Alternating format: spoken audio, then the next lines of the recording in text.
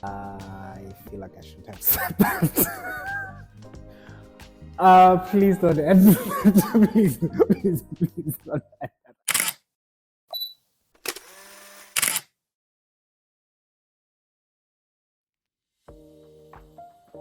Hi, my name is Sylvester Falata. I'm 39. I was born in the R in the Northern Cape, and I was raised in Taung, in a village called Mahoho, which is in the northwest. I spent, I want to say, about 15 years there and moved to Mafikeng.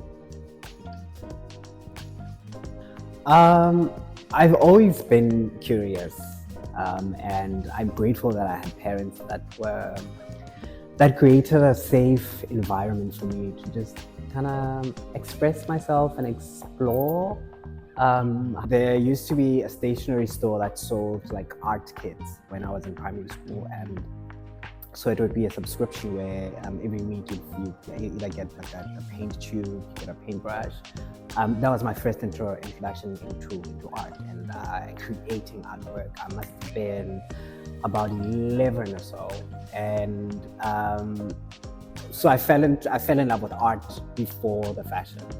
Although there were fashion references around me, but we didn't have successful, Black fashion designers, for example, or even artists. So it was never a career choice or an option, for that matter. So looking into careers like law were the safe thing. It's what I saw being portrayed on TV. It was what my parents wanted for me. So it was just a stroke of luck, where I found myself I was visiting a friend in Clarksthorpe, where I discovered a fashion school, a design school. I was literally visiting it for the fun of it. And I fell in love with the environment, I fell in love with the people, and that's where the fashion bug kind of bit and where it started. And I literally thought it was going to be something I'm going to do for a year and go back to studying law. But the rest was history. And with the art, it's always something I've created, but I never thought it would be a career option. Fashion was a little bit safer.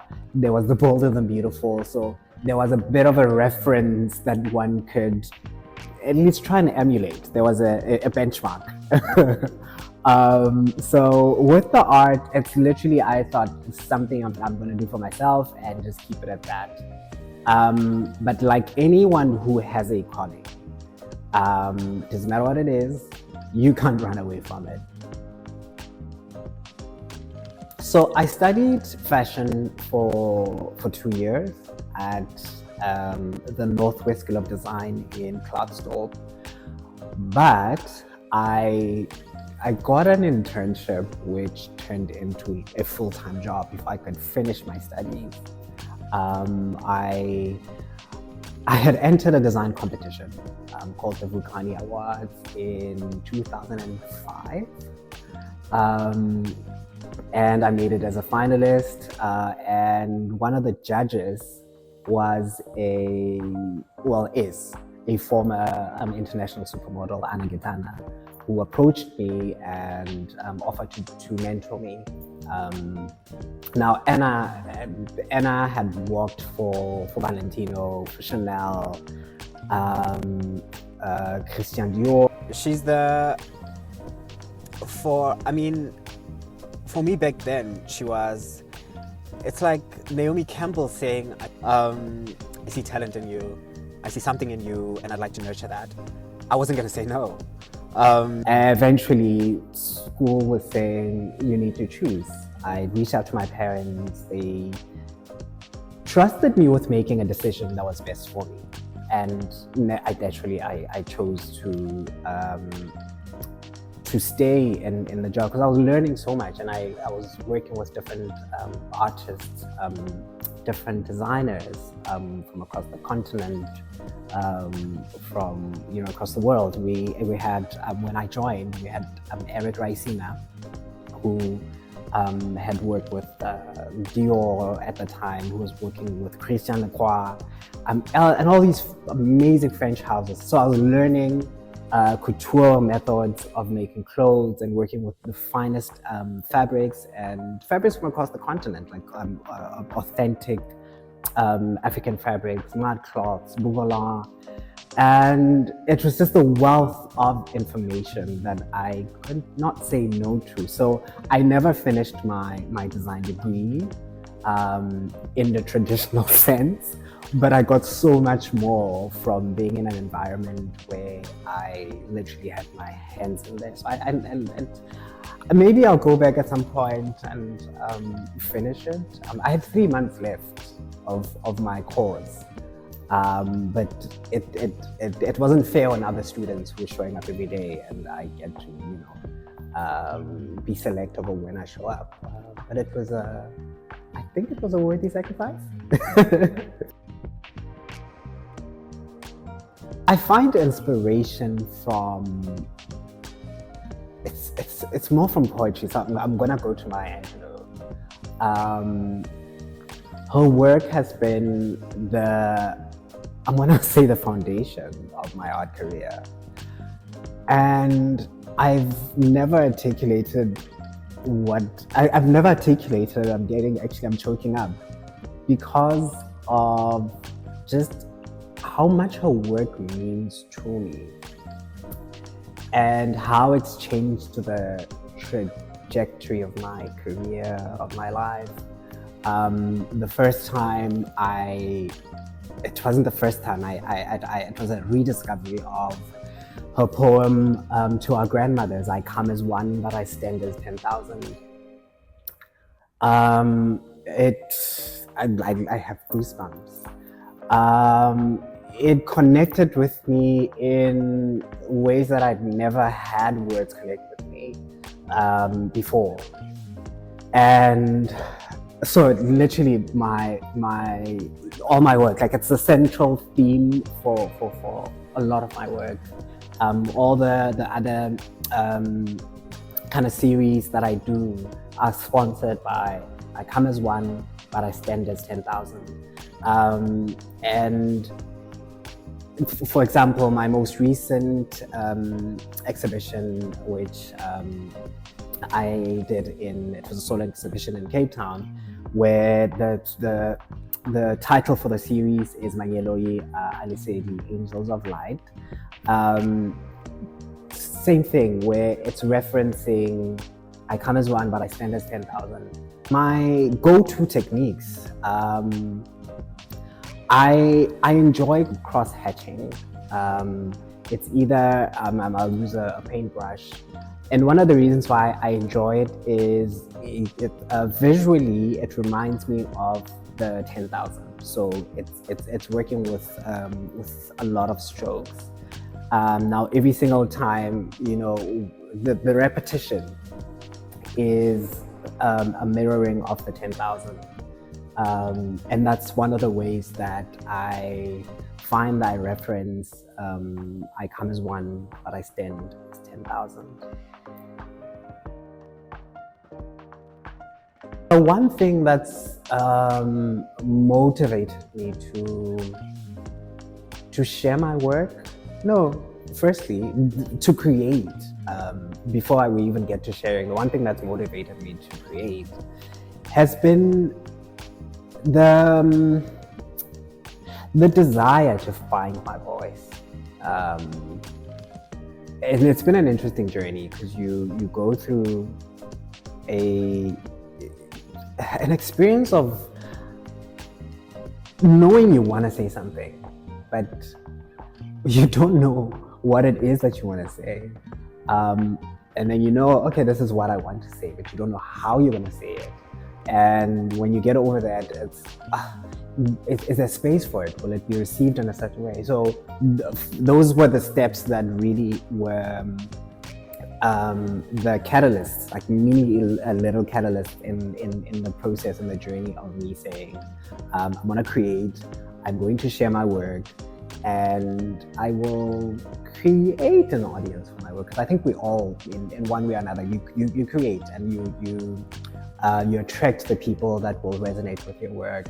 And that was a big lesson for me also, where it's none of my business to try and control who it resonates with, because that's when I lose myself. That's when I lose the people that are meant to connect with my work. So I'm so grateful that I was able to get that earlier in my journey, because then when I show up, I'm showing up as myself. I'm not holding anything back. I'm not trying to put myself in a box.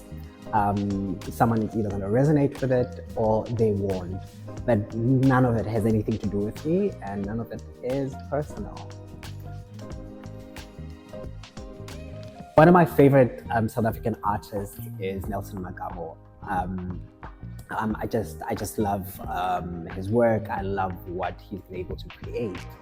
And I have a few more, favorites who are not coming to mind at the moment, but the list is endless. My favorite era of painting is contemporary, because I relate more with it, and I also feel like it's the one era where Black artists had space. Jean-Michel Basquiat, just to name one, where you can't put him anywhere else, but in that time period. And I love the freedom that because it's free. It's just whatever you want to create, whoever you want to be, you're welcome. I have a few favorite pieces. But I'm not gonna say which ones, because it's like saying these are my favorite children and the others are not. So based on that, I can't. But to be fair, it changes from time to time. So, but I find that in terms of the ones that I feel more connected with, pieces from the beginning, even before I imagined that I'd be sharing my work. I hold those very dear to me. I've released very, very few of my pieces from when I started my journey. They are, locked away in a vault somewhere. But those, if I were to say, okay, you can take the other children, but don't take these ones, it would be the pieces that I created, I'd say circa 2019 to 2021. Yeah. I'm very intentional about how I start my day, because it sets the tone for how the rest of the day is gonna go. So my mornings are very slow. My mornings are mine. Don't call me, don't text me, don't ask for nothing, because I'm not available. But then my morning starts super early, so there's no one who's out there, trying to get something from me at 5. Unless they're trying to get in trouble from me. I don't want to say that, sorry. I'm getting too comfortable. Yeah, but my mornings are very sacred. I start my day with gratitude, literally before I even open my eyes. Thank you for this day. I get to see another day. I might not know what it holds, but I have another chance. And I get to look at a day as a blank page. And after that, it's prayer. I do a bit of journaling. I do morning pages. I'll read and I'll meditate. The order is not always the same, but everything that I've mentioned, I do every single day religiously. And I'll go to gym. I do Pilates and yoga, and by 9:30, I'm ready to tackle the emails. I'm ready to hit the studio and start painting. If I'm painting on the day, or if I'm in the ceramic studio, I'm busy doing clay. And my day finishes around 5:30. I'll always end it with an afternoon walk, or an evening walk, just to clear my head and put everything that needs to be put away. So I'm not carrying it into my evening and into the next day. That's how my day goes. There's so much that I'd say to young Sylvester, but I don't think that he'd listen, one, which is good, because every misstep that he's gonna take is so necessary for the journey. I just tell him to be brave, man. I just tell him to be brave. You're doing well. Trust yourself more, listen to your gut more, and everything is figure outable. Everything. Every single thing. I can't express this enough, but everything is figure outable. If there's a question, the answer is yes. Jump, leap, just live. Trust your voice. First, develop your own voice. Like, ignore every noise that you hear around you. Ignore it. And just go inside. If it means you need to go on a walk every morning or every afternoon or at 3 p.m. or you need to drink a cup of tea in silence, you do that, because then that's how you build a relationship with yourself, and being able to just step in and go inward and listen to that voice, because it's so important in a world that's filled with so much noise, to be able to create that sacred space for yourself, for your craft, because that's you need to protect that, because everything that you're going to put out is going to come from that place, and the less contaminated it is, the better. You will be more responsible for what you put out. You will be able to then tap into your authenticity, because heaven knows we need more of that. And trust yourself, trust the journey. I know it sounds very